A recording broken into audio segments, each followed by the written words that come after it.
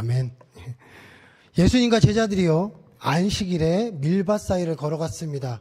예수님이 얼마나 바쁘셨는지, 복음 전파에 얼마나 힘을 내셨는지 제자들이 너무나 배가 고픈 거예요. 그래서 제자들이 밀밭 사이를 이렇게 걸어가다가 이삭을 막 비벼서 이렇게 몰래 먹었습니다. 그랬더니 이거를 누가 봤냐면 바리새인들이 보았습니다. 그리고 이렇게 공격을 합니다. 어떻게 공격하냐? 그때 예수께서 안식일에 밀밭 사이로 가실새 제자들이 시장하여 이삭을 잘라 먹으니, 그러니까 이제 이 모습을 본 바리새인들이 이거를 딱 주목하고 보는 거예요. 그리고 제자들의 모습을 가지고 이제는 공격할 준비를 하고 있습니다. 이 바리새인의 모습은요, 마치 우리의 세상과 같습니다. 하나님의 통치가 이 땅 가운데 하시지만 여전히 아직 어둠의 세력은 우리를 공격하려고 준비를 하고 있는 것이죠. 그래서 이 세상의 모습은 마치 바리새인처럼 우리를 공격하고 있습니다. 그래서 세상은 정말 주지 않는 것들이 있습니다. 무엇이 있는지 오늘 함께 바리새인과 말씀을 통해서 하나씩 살펴보기 원합니다. 세상은 주지 않습니다. 어떤 걸 안 주냐? 첫 번째, 세상은요, 소망을 주지 않습니다. 바리새인들은요, 안식일에 대한 규정이 있어요.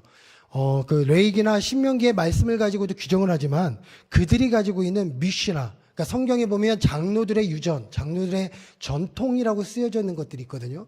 그걸 가지고 그들 나름대로의 그 주석을 달면서 율법의 판단을 합니다. 그래서 안식일에 대한 금지 규정이 무려 39가지가 있는데 그 중에 한 가지가 미시나에 보면 이렇게 써 있습니다.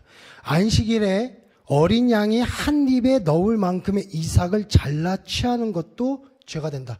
그러니까 이삭을 조금이라도 먹는 것도 죄가 된다고 쓰여 있어요. 그래서 이 말씀을 가지고 자기들이 지키고 있는 이 전통을 가지고 예수님과 예수님의 제자들을 공격하기 시작했습니다. 그래서 2절에 이렇게 말씀하고 계십니다. 바리새인들이 말하는 거예요. 2절에 바리새인들이 보고 예수께 말하되 보시오, 당신의 제자들이 안식일에 하지 못할 일을 하나이다 라고 얘기하는 거예요. 안식일에 이렇게 하지 말라고 했어요. 이삭 먹지 말라고 했어요. 근데 뭐 하고 있습니까? 당신들의 제자들이 이런 일을 하고 있습니다. 그들은 율법을 가지고 있어요. 율법을 가지고 종교적인 힘을 가지고 있습니다. 그래서 그들은요, 이 율법을 처음에는 하나님께서 주신 율법이라고 생각하지만 나중에는요, 그들이 누리고 있는 기득권과 권력을 지키는 수단으로 삼기 시작했습니다. 그래서 자신들의 권위에 도전하는 사람이 있다면 율법을 가지고 정죄하기 시작해요. 그리고 자신들이 지키고 있는 이 권력이나 누리고 있는 모든 것들, 종교적인 힘에 대해서 조금이라도 잘못된 것이 있다면 판단의 기준으로 삼는 것이 그들의 율법입니다. 그래서 그들은 어떤 일을 하기 시작했냐? 그 안나스라는 그 당시에 그 대제사장의 그 베들레헴이라는 그 예수님이 태어나셨던 그 베들레헴 근처에 그 안나스 전매청 같이 뭔가 이렇게 막 양이나 비둘기 같은 걸 키워요. 그래서 성전에 제사를 지내는 사람들이 오잖아요. 성전으로 오면 어떻게 하냐? 비둘기, 양, 염소를 가지고 올 거 아니에요? 그러면 자기네들이 봅니다. 근데 그것이 안나스 표 전매청에서 파는 그런 비둘기, 양, 염소가 아니면 어떻게 하면 그거를 안 받아요. 불결하다고. 그리고 만일에 그 제사장 표가 딱 박혀 있는 그 물건이 사오면, 그걸 성전에서 사면 어떻게 합니까? 받습니다. 제사를 지냅니다. 그러니까 사람들이 어떻게 할까요? 안나스가 판매한 그 물건들을 사기 시작하는 거예요. 근데 이거를 시세보다 몇 배로 폭리를 취하는 겁니다. 그러니까 성전이 물건 파는 그런 곳으로 만들었어요. 그러니까 자기가 하나님의 율법을 가지고 자신들의 기득권을 지키는 그런 수단으로 만들기 시작했습니다. 그래서 예수님이 오시자마자 이런 일들을 하시죠. 첫 번째, 성전을 청결하시죠. 저렇게 다 때려 부시면서 오시자마자 난리가 났어요. 유월절날 니네들 내 집에서 뭐 하느냐. 그러니까 이때 바리새인들과 사두개인들 다 놀랬어요. 다 놀랬습니다. 그리고요, 또 두 번째 유월절에는 베데스다 연못에서 안식일에 맹인을 고치는 일을 합니다. 이런 일들을 하시니까 어떻게 될까요? 예수님의 행동은 그들에게는 굉장히 도전적인 거예요. 자신들에게 도전하는, 기득권에 도전하는 세력이 예수님의 세력입니다. 그러니까 눈을 막 쌍지작 키고 공격하기 시작하는 거예요. 어떻게 하면 이들을 잡을 수 있을까? 근데 지금 안식일에 밀밭 사이로 걸어가면서 안식을 밀을 이삭을 비벼 먹으니까 아싸 잘 됐다고 하면서 공격하기 시작한다는 것이죠. 이게 오늘의 말씀에 나오는 배경입니다. 마귀도 우리에게 공격을 합니다. 세상의 어둠의 세력은 우리를 공격하죠. 그래서 많은 것들로 유혹을 합니다. 요한 1서 2장 16절에 이는 세상에 있는 모든 것이 육신의 정욕과 안목의 정욕과 이생의 자랑이니 다 아버지께로부터 온 것이 아니요 세상으로부터 온 것이다. 보이기도 하고 육신적으로도 좋게 보이고 안목의 정욕도 보여주고 이생의 자랑거리를 삼으면서 자꾸 우리를 유혹합니다. 그래서 가짜인 것에 자꾸 우리를 현혹시켜요. 그리고 가짜인 것에 자꾸 우리를 소망을 품게 합니다. 근데 그 모든 것들은 우리를 위한 것이 아니라 자신을 위한 것이죠. 세상은 자꾸 우리에게 거짓된 것으로, 가짜라는 것을 통해서 우리에게 무엇을 주냐? 거짓된 소망을 줘요. 그리고 자꾸 우리를 포기하게 만듭니다. 최근에 얼마나 많은 광풍이 불었습니까? 코로나 터지고 난 다음에 뭐 코인 열풍에, 뭐 부동산 열풍에, 주식 열풍에 뭐 굉장히 많이 있다가 요즘은 막 폭락에, 또 최근에는 그 누나 코인인가요? 그 테라 코인으로 그 유명했던 그 사람 뭐 잡혔다 맞다 막 그런 얘기 나오죠. 이게 다 뭘까요? 자꾸 가짜 소망을 주는 거예요. 그리고 자꾸 그걸 하면서 사람에게 포기라는 단어를 주는 거예요. 가짜 소망과 포기를 줍니다. 그리고 자꾸 집에 대한 생각, 결혼에 대한 생각, 자녀에 대한 모든 생각도 다 어떻게 돼요? 포기하는 게 당연하다는 것처럼 우리를 소망을 없게 만드는 게 세상의 삶에 무기력을 주는 모습인 것이죠. 그래서 자꾸 삶에 무기력을 주고 있습니다. 그 당시 예수님을 따르던 제자들에도 다 똑같은 상황이에요. 예수님을 따르던 제자들이 12제자만 있는 것이 아니라 많은 사람들이 따라다녔습니다. 신분상 어부도 있고요. 세리도 있고요. 근데 또 여러 가지 직분상으로 예수님 12제자 중에 좋은 직책이 없어요. 다 하층민이었습니다. 또 소망 없는 사람들이었어요. 근데 그거를 당연하게 여기게 만들었습니다. 심지어 손 마른 사람은 불결하다고 해서 병든 자로서 아무도 가까이 하지 않는 소망 없는 사람들이에요. 그저 죽을 날짜만 바라보는 그런 사람들이었습니다.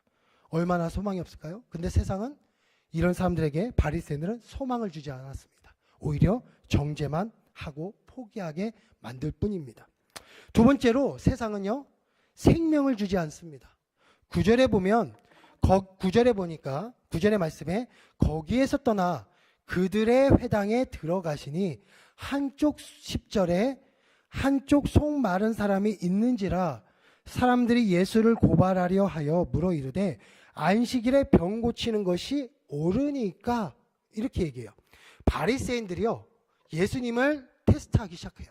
실험하려고 합니다. 그래서 회당에서 나쁜 의도를 가지고 테스트를 하는데 손 마른 사람이 있는 것을 보게 돼요. 근데 이 손 마른 것은 피의 순환이 잘 안 돼서 손의 근육이 상실되어진 이런 사람이었어요. 더군다나 오른손이에요. 오른손이 마랐다는 것은 굉장히 불결하고 가까이 할 수 없는 사람인 거예요. 근데 이 회당은 하나님의 말씀을 가르치는 거룩한 곳이에요. 그러니까 이곳에서 이 손 마른 사람을 고치면 고칠까 말까. 그래서 질문을 하는 겁니다. 정말 이 사람을 병 고치는 것이 맞습니까? 그리고 예수님을 죽일 수 있는 율법의 판단 기준으로 삼는 거죠. 그들은요, 오직 생명에 대한 관심이 없어요. 무엇이만 관심이 있어요? 정죄와 심판, 판단의 기준만 삼은 거예요.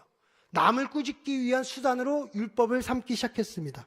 그래서 그들은요, 율법에 어긋나지는 모습을 보면 어떻게 합니까? 돌을 가지고 던져버려요. 율법에 어긋나면 쫓아버립니다. 불결한 사람이 있으면 외면해요. 그들의 생명은 중요치 않습니다. 이방인과 어울리거나 사마리아 여인과 가까이 하는 것조차 정죄와 심판의 수단일 뿐인 것이죠. 이 모든 것은요, 사랑과의 관계도 다 단절시킵니다. 서로의 율법을 통해서 서로를 의심하게 만들고 비판하게 만들고, 사람의 관계가 생명의 관계가 아닌 무슨 관계예요? 비판과 정죄의 관계로 만들어버린다는 것이죠. 우리의 삶도요, 자꾸 어떻게 만듭니까? 거짓으로 만드는 거예요. 성공과 실패라는 그 이면적인 모습을 통해서 목적이 있어야 된다. 그래서 거짓 웃음, 거짓 친절, 거짓 사랑으로 자꾸 사람을 존중하게 하는 거죠. 그리고 목적이 어긋나면 철저히 외면해버립니다. 최근에 그 빌라 왕이라고 해서 전세 사기 요즘 많이 나오잖아요. 그래서 빌라를 가지고 뭐 수천 개의 집을 가지고 빌라 사기를 한 이야기가 있는데, 이 사람도요, 계약하기 전까지는 철저히 웃음으로 시작을 해요. 거짓 웃음이에요. 목적을 달성하기 거짓 웃음으로 합니다. 그래서 전세 계약을 딱 해가지고 어느 정도 되면 뭘 해요?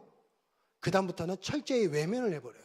목적이 이루어지면 끝나는 거예요. 근데 이 사람이 죽음으로 해서 많은 피해자가 만들어졌습니다. 근데 그 외면에는 그거를 설계하는 사람, 그것에 대해서 중개하는 사람, 철저히 계산되어진 목적 수단의 거짓된 모습들이 계속 있는 거예요. 사람들의 생명에 대한 관심은 전혀 없고 오직 그들의 목적 정죄하고 심판하는 것이 다 목적이 되어버린 겁니다. 요즘에는 또 댓글로 사람들을 얼마나 많이 비난하는지 모릅니다. MZ세대는 이제 핸드폰을 많이 하잖아요. 아이들은, 청소년들은. 근데 이 댓글로 서로를 죽이기 바쁩니다. 서로를 욕해요. 얼마나 힘든지. 어제 축구 끝나고 뭐 김민재 선수가 또 막 자기 힘들다, 너무 힘들다, 막 그런 얘기를 했잖아요. 그러면서 막 여러 가지 쌍방 뭐 얘기가 나오면서 서로 막 비난해요. 난리 났어요. 또 자극적인 것이 더 시청률을 올리고, 그리고 서로 비판해야만 유튜브 구독자 수가 올라서 유명한 유튜브가 됩니다. 결국 비판해야 돼요. 생명을 주는 게 아니라 죽여야 됩니다. 사악하게 만들어야 됩니다. 그러니까 사람을 자꾸 무기력하게 만들고 극단적인 삶까지도 선택하게 만드는 것이 세상의 방향으로 가고 있는 것이죠. 또 세 번째로는 세상은 책임을 지지 않는다는 겁니다.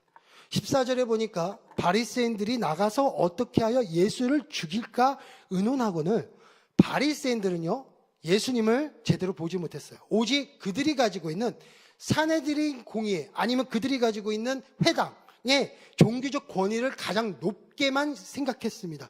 그래서 마음에 안 드는 예수님을 보면서 어떻게 하면 죽일까, 어떻게 하면 비판할까만 생각할 뿐인 거죠. 그들은요 유대인의 공동체의 주인은 바로 나야.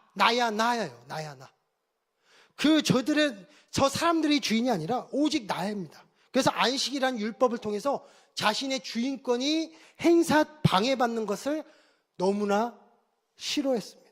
너무나 화가 나는 그런 사람들이었어요. 사람들은 왜 주인이 되었을까요? 누구도 책임져 주지 않기 때문에 주인이 되고 싶은 거예요.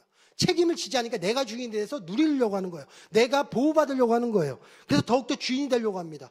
그리고 인과응보라는 것을 가지고 해서 눈에는 눈, 이에는 이로 복수를 당연시하는 거예요. 그러니까 사람들이 어떻게 하죠? 세상에 살면서 실패하면 끝나는 인생이 돼요. 망하면 외면당하는 인생이 됩니다. 경쟁에서 도태되면 끝이라고 판단해 버립니다.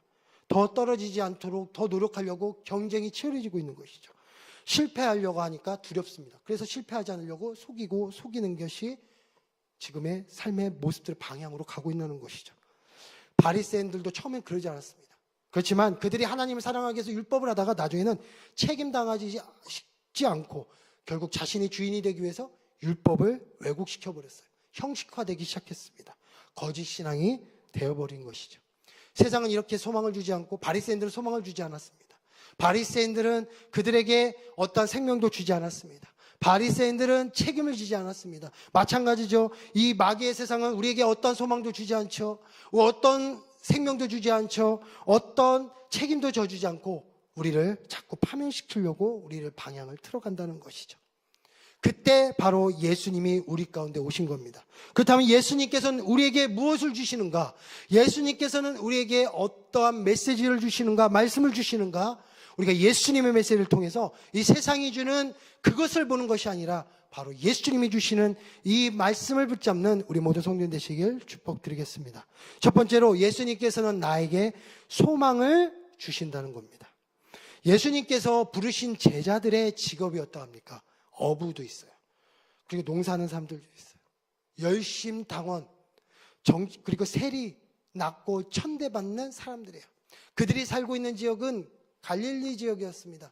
예루살렘도 아니에요. 갈릴리라는 정말 그런 지역에서 살고 있는 그런 하층민의 삶이었습니다. 유명한 사람들도 아니에요. 글도 제대로 받지 못했던 사람들도 많았습니다. 심지어 예수님을 따라다니는 여인들 중에 향유값을 깨트린 여인은 몸을 파는 여인이었어요. 그리고 혈루증, 나병 환자, 이런 불결한 병을 가진 그런 사람들이 예수님 앞에 나왔습니다. 사마리아 여인처럼 천대받는 그런 섞인 유대인조차 예수님은 만나주셨다는 것이죠. 모든 것이 낮고 불결한 사람이었습니다.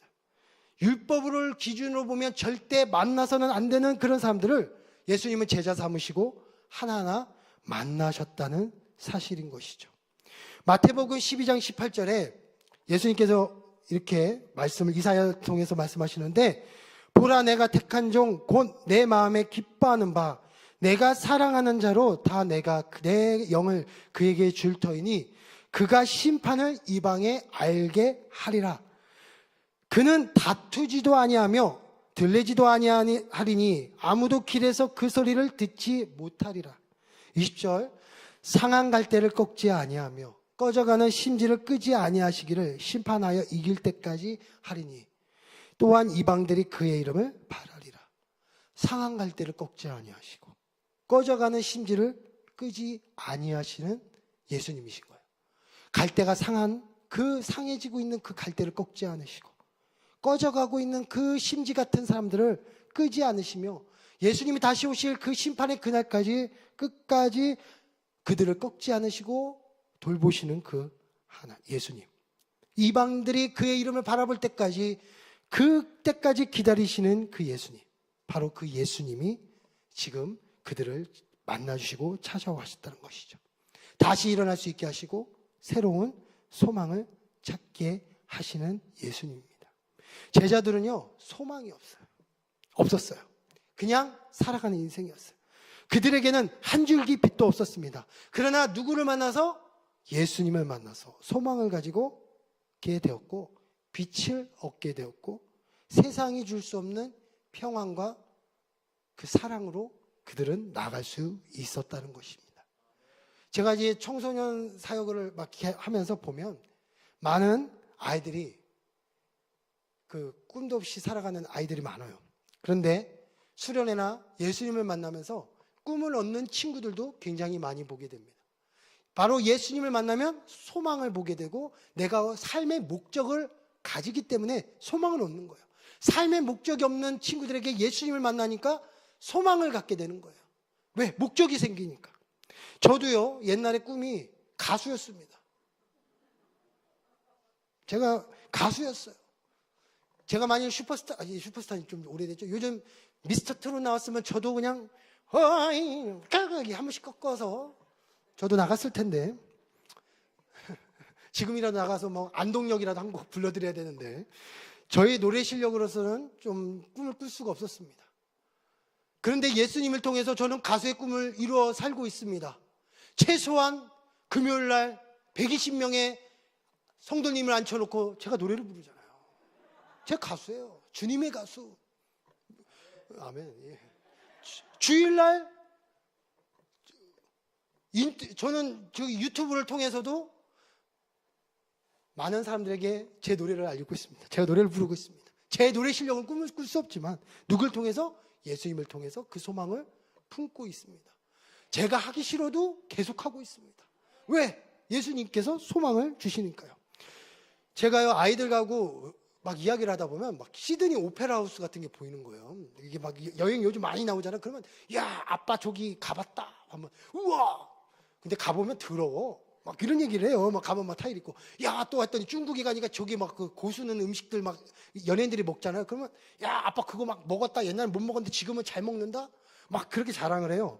그럼 아이들이 막 오. 그럼 외국 간 거 막 얘기해. 나 막 중국도 가봤고, 뭐 대만도 가봤고, 홍콩도 가봤고, 막 얘기를 해요.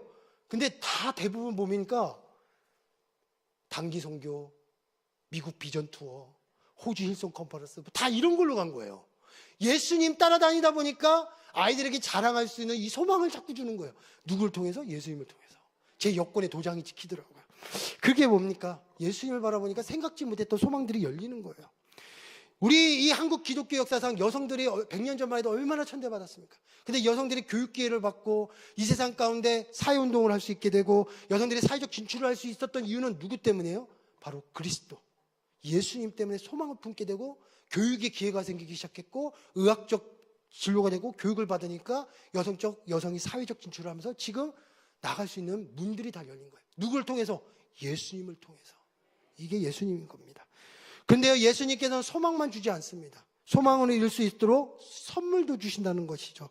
갈라디아서 5장 22절에 보니까 오직 성령의 열매는 사랑과 희락과 화평과 오래 참음과 자비와 양성과 충성과 온유와 절제니 이 같은 것을 금지할 법이 없느니라. 성령의 열매를 통해서 나타난 우리의 힘들이에요.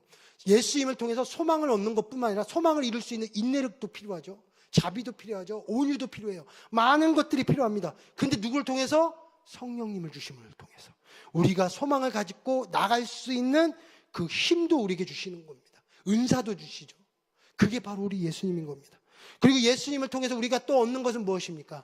바로 영원한 생명의 소망, 죽어도 갈 수 있는 천국의 소망을 우리에게 주시는 분이 바로 우리 예수님인 줄 믿습니다. 십자가의 고난과 부활로서 우리는 죽음을 이기게 되고 다시 부활한 천국의 소망을 우리는 얻게 된다는 것이죠. 세상은요, 소망을 줄 수가 없어요. 그게 끝입니다. 그렇지만 우리는 무엇을 만들어요? 예수님은 무엇을 주십니까? 믿는 자에게 소망을 주시고 이룰 수 있는 선물을 주시고 영원한 생명을 주시는 그 예수님. 오늘도 예수님을 바라보시면, 소망을 주시는 예수님을 바라보시는 우리 성도님 되시길 축복드리겠습니다. 두 번째로 예수님께서는요, 우리에게 생명을 주시는 분이십니다. 구약의 메시지는요, 거의 다 심판이에요. 예언자들이 심판합니다. 심판의 메시지를 많이 선포해요. 그래서 율법은요, 정죄의 수단으로 많이 사용할 수밖에 없어요. 심판의 메시지가 많기 때문에. 그래서 세상은요, 잘했어 이게보다 너 왜 그랬어가 먼저 나와요. 왜 그랬어? 우리도 그러잖아요. 뭘 보면 왜 그랬어?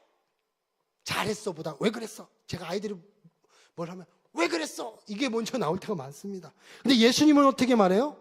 왜 그랬어가 아니라 다른 말씀을 하십니다. 3절에 보니까 예수께서 이르시되 다윗이 자기와 그 함께한 자들이 시장할 때 한 일을 잃지 못하였느냐?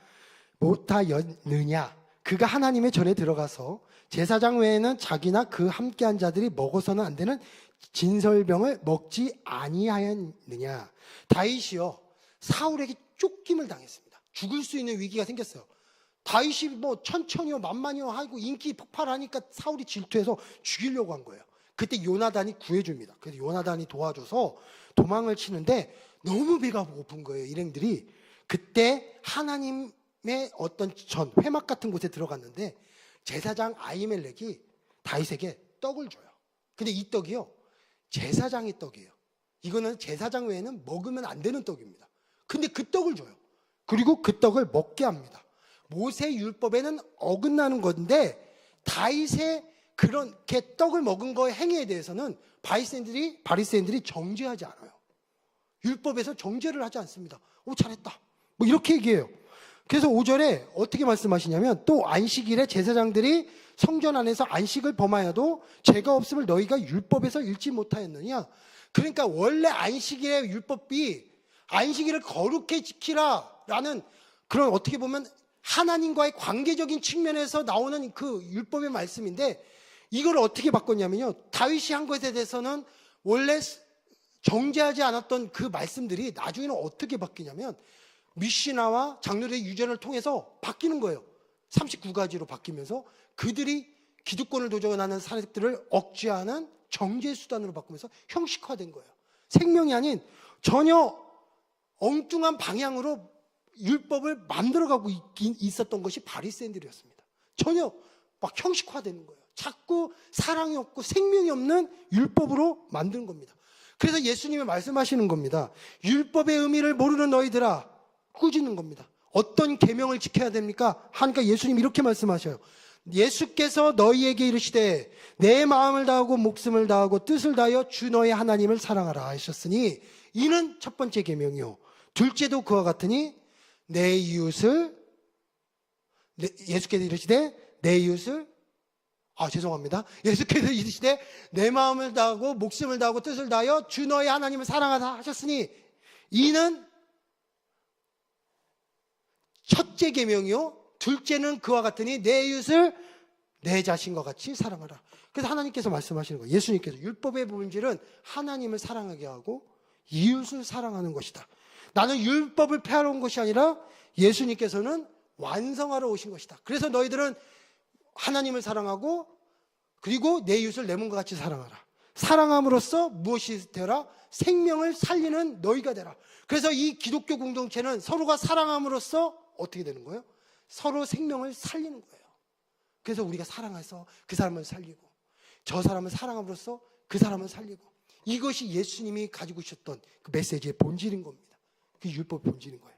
그래서 11절에 예수께서 이르시되 너희 중에 어떤 사람이 양 한 마리가 있어 안식일에 구덩이에 빠졌으면 끊어내지 않겠느냐. 사람이 양보다 12절에 사람이 양보다 얼마나 더 귀하냐. 그러므로 안식일에 선을 행하는 것이 옳으니라. 양 한 마리가 없어졌으면 너희들이 귀하게 여기는 것처럼 나도 생명을 살리는 것이 더 중요하다. 누군가에게 형식적으로 바라보는 것이 중요한 것이 아니라 나는 손 마른 사람이 생명이 회복되는 것이 중요하고, 사마리아 여인이 위로받고 생명이 살아나는 것이 더 중요하고, 소외된 자들이 생명이 살아나는 것이 나에게는 더 중요하다라고 말씀하신 게 예수님의 말씀이신 겁니다. 그래서 예수님이 어떻게 합니까? 13절에 이에 그 사람에게 이르되 손을 내밀라. 다 보고 있어요. 질문하고 있어요. 야, 예수님이 어떻게 하나 한번 막 이렇게 막 째려보고 있는 그 사람들 눈빛에 갑자기 손 마른 사람들을 딱 오라가시더니 손을 내밀라. 그가 내미니까 그 다른 손과 같이 회복되어 성하더라. 그 손을 고치신 거예요. 사람들이 다 보고 있는데 그 손을 고친 겁니다. 예수님은 그 율법적인 형식이 중요한 것이 아니라, 세상이 말하는 그것이 중요한 것이 아니라, 포기하는 그 인생들에게 무엇을 주시는 겁니까? 바로 생명을 주시는 거죠. 바로 생명을 주시고 사랑을 주시는 분이 바로 우리 예수님, 그 하나님인 줄 믿습니다. 그래서 예수님은 지금 우리를 사랑하시죠. 지금도 우리에게 생명을 주시려고 이 땅에 오시죠. 지금도 우리를 생명을 주시는 그 하나님이시죠. 지금도 우리가 살아나도록 생명을 주시는 그 하나님, 그 하나님을 바라보시면서 오늘도 승리하시는 우리 성도 되시길 축복드리겠습니다. 그리고 세 번째로 예수님께서는요, 주인이 되셔서 책임져 주시는 바로 예수님이셔요. 6절에 보니까요, 예수님 이렇게 말씀하세요. 내가 너희에게 이르노니 성전보다 더 큰 이가 여기 있느니라. 너희들 성전보다 더 큰 사람이 나야. 예수님이야. 또 8절에 인자는 안식일의 주인이다. 이렇게 말씀하세요. 예수님이 그 율법을 중요시하는 그 사람들에게 얘기해요. 자기가 주인이다라고 생각하는, 그 당시 유대인의 공동체의 주인은 우리 바리새인이라고 생각하는, 이 세상의 주인이라고 생각하는 그 어둠의 세력들 가운데 예수님이 말씀하시는 거예요. 성전의 주인은 나다. 이 세상 안식일의 주인은 나다. 이 세상 니네들이 중요한 것보다 그 위에 있는 분이 바로 나다. 율법보다 그 위에 있는 분이 바로 나다라고 말씀하시는 분이 바로 우리 예수님이신 거죠. 세상은 자기를 왕이라고 하지만, 세상은 자신을 주인이라고 하지만, 예수님은 그보다 더 큰 왕이시오, 이 세상의 주인이시오, 이 세상을 만드신 그 하나님이시라는 것을 우리에게 다시 말씀해주고 있다는 사실입니다. 종은요, 주인을 섬깁니다. 종은 주인에게 속했습니다. 그런데요, 예수님이 내가 너희들의 주인이라고 말씀하세요. 그러면서 얘기하는 게 참 주인이 중요한 게 뭐냐면, 종에 대한 뭐가 있냐면 생사권을 갖고 있어요. 책임도 갖고 있는 뿐더러 생사권까지 갖고 있습니다. 그래서 그 종이 죄를 범하면 그 주인에게 책임을 묻습니다. 그런데요, 예수님은요, 이용하는 주인이 아니에요. 그러니까 이용을 해버리고 버리는 주인이 아니라 우리를 파멸시키는 주인이 아니십니다. 악덕 주인이 아니에요. 참 좋으신 우리 주인이십니다. 7절에 나는 자비를 원하고 제사를 원하지 아니하노라 하신 뜻을 너희가 알았더라면 무죄한 자를 정죄하지 아니하였느리라. 예수님께서는요, 제사를 얘기하는데 형식적인 제사를 원하지 않으셔요. 오히려 자비를 원하십니다. 아무리 융숭한 대접을 나에게 한다 할지라도 아무 의미 없는 제사는 의미가 없다, 이렇게 말씀하셔요. 나에게는 생명이 중요하다. 무죄한 자를 함부로 한 것도 정죄하지 않았어요. 그러니까 죄를 묻기 위해서, 우리 옛날에 그래요. 종들이 잘못하면 어떻게 합니까? 주인이, 야, 제가 사극을 많이 봐서, 저 죄인을 데리고 와라. 멍석에 딱 깔아가지고 말아버려서 막 몸 뒤로 패잖아요. 죽이잖아요, 그냥. 그리고 패대기 치는 게 바로 그 주인이에요. 그게 막 주인이잖아요. 종하면 맞고. 그리고 막 주인의 종의 여인을 함부로 하고, 이게 주인인데, 이게 일반적인 주인과 종의 관계인데, 예수님 그런 주인이 아니시죠. 어떤 주인이십니까? 자비로우시고 우리를 사랑하시고, 더군다나 중요한 것은 우리를 책임져 주시는 주인이라는 사실입니다. 우리 아이들이요, 만드는 걸 이렇게 좋아합니다. 종이를 가지고 막 오려요. 막 그리고 풀로 붙이고 막 해요. 샤, 그러면 자랑합니다. 창조물 내가 만들었습니다. 아빠 하면서 이쁘다고 막 하면 이뻐 하고 있어요. 그럼 집에 잘 모셔놔요. 책상에 있던 것이 한 며칠 지나니까 책상 밑에서 한쪽은 찢어져 있고 한쪽은 뭐 굴러다니고, 그러면 저는 어떻게 하죠? 그거를 차곡차곡 분리수거를 해서 쓰레기통에 집어넣어버리고 청소기로 윙 하면서 그 증거를 없애버립니다. 근데 애들이 몰라요. 없어졌는지. 그냥 그렇게 합니다. 지워버립니다. 예, 하나님께서 이 세상을 창조하셨죠. 이렇게 남자와 여자를 창조하셨습니다. 얼마나 아름다워요. 근데 하나님께서 이 만드신 다음에 이 사람들이요, 선악과를 먹으러 해서 우리가 그 사람들이 어떻게 됩니까? 에덴 동산에서 쫓겨났어요. 화가 난 하나님이면 어떻게 하실까요? 너희들 니네 마음대로 살아. 나 이제 더 이상 신경 쓰지 않을 거야. 너희들과 절교 끝. 잘 살아 빠이빠이 이러면 끝나실 거예요. 근데 어떻게 하십니까? 이 사람들이요, 에덴에 쫓겨났는데 죄를 지을까 봐 선지자를 보내주세요. 자꾸 너희들 심판받으니까 좀 깨달아 막 하면서 선지자 보내줘요. 지옥에 가지 않기 위해서 자꾸 좀 믿어. 율법 가르치고 계속 그래요. 자꾸 말씀 주시고 자꾸 회복시켜 주시고, 사사기의 말씀 보니까 맨날 죄를 져요. 그러니까 하나님이 사사를 보내줘서 구원해 줘요. 그랬더니 주여 용서해 주소서 하고 잘 살아요. 그러다가 또 다시 죄를 져요. 또 어떻게 합니까? 사사 보내주고 구원해 줘요. 그걸 몇 번 반복해요? 12번 반복해요. 12사사. 계속 그렇게 반복함에도 불구하고 계속 살리고 구하고. 왜 그럴까요? 창조하신 하나님이 끝까지 책임져 주시는 주인이기 때문에 파멸되지 않도록, 우리가 파멸되지 않도록 지키시는 그 하나님이신 거죠. 그리고 또 뭘 했습니까? 도저히 안 돼서 십자가의 고난을 당하시게 하십니다. 예수님을 저 십자가에 못 박히시죠. 예수님이 하나님이신 이 성자 예수님께서 이 땅에 오실 때 인간의 몸으로 오셨어요. 그래서 모든 고통을 다 지셨습니다. 십자가에 찔리는 고통과 그 면류관 쓰는 그 온갖 비난과 채찍에 침 뱉고, 그런데 그거를 다 견디십니다. 왜? 책임져 주시려고. 우리에게 생명을 책임져 주시려고. 주인이니까, 내가 너를 창조했으니까 내가 책임져 주려고 저렇게 하시는 거예요. 우리를 책임져 주지 않으시면 어떻게 될까요? 십자가를 왜 와요? 니네 이렇게 맘께 살다가 진짜 말 잘 듣는 너만 천국 오고 나머지 다 죽어 이러면 되잖아요. 근데 그렇지 않으시다는 거죠. 참 좋으신 하나님이시기에 끝까지 책임져 주시는 주님이시기 때문에 이렇게 우리 가운데 오신 겁니다. 그리고 부활하시고 승천하시면서 정말 저렇게 사람들을 안아주세요. 지구에 있는 모든 한 사람 한 사람을 안아주시고, 외롭게 싸울 우리들을 위해서 자꾸 안아주시고 끝까지 책임져 주시고, 그리고 이렇게 말씀하시죠. 성령님도 우리에게 보내주셔서 그 성령을 통해서 힘을 얻게 하시고, 내가 하늘로 올라가지만 너희를 외로울 테니까 내가 성령을 보내겠다. 그 성령이 너에게 임하시면 온 유대와 땅끝까지 이르러 너는 증인이 되리라. 뭐예요? 너는 증인의 삶을 살면 된다. 성령을 너에게 주겠다. 끝까지 너를 책임져 주겠다. 이게 또 하나님의 책임져 주시는 말씀 아닙니까? 끝까지 가는. 그렇게 해서 열심히 살아라. 절대 차별하지 말라. 끝까지 책임져 주시는 그 주인이신 우리 바로 예수님, 하나님이시라는 사실을 우리 잊지 않으시는 우리 모성들 되시기를 축복드리겠습니다. 예수님께서는 책임져 주시는 주인이시기에 십자가의 고난을 당하셨습니다. 그렇지만 예수님께서는 우리가 천국의 소망을 갖게 하기 위해서 부활하셨습니다. 예수님께서는 성령을 보내주시기에 하늘로 승천하셨으며, 우리를 끝까지 책임지시고 악을 없애기 위해서, 심판하시기 위해서 재림하시는 그 예수님인 줄 믿습니다. 이런 주인이 어디 있습니까? 바로 우리 주인이신 하나님, 성부, 성자, 성령의 하나님. 소망 없고 생명 없고 책임도 없는 그런 세상 속에서 우리가 바라볼 분은 누구십니까? 바로 우리 예수님인 줄 믿습니다.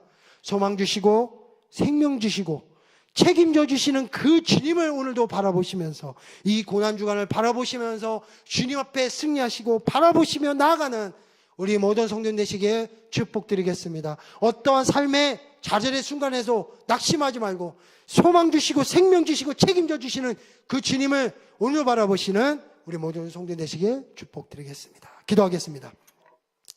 하나님 아버지, 예수님은 이 땅 가운데 오셔서 소망을 주셨습니다. 생명을 주셨습니다. 또 책임져 주신다고 말씀하시는 그 예수님이십니다.